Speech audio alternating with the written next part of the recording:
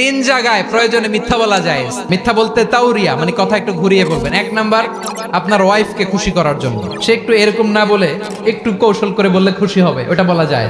দুই নাম্বার, জীবন মরণের ব্যাপার, জান বাঁচানোর জন্য একটু কৌশল করে ঘুরিয়ে বললেন, এটা জায়েজ। তিন নাম্বার, দুইজন ঝগড়া লাগছে তাদেরকে মিলিয়ে দেওয়ার জন্য কৌশল করে একটু মিথ্যা বলা, ঘুরিয়ে বলা যায়।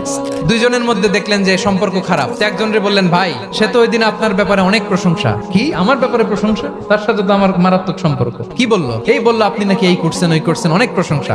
লোকটার মন খুশি হয়ে যাবে তার ব্যাপারে, ঠিক কিনা? আবার তার সাথে যার ঝগড়া, ওরে যে বলুন ভাই ওই দিন তো সে আপনার অনেক অ্যাপ্রিসিয়েশন করলো, অনেক। সে তো অবাক, কি রে বলে কি আমার?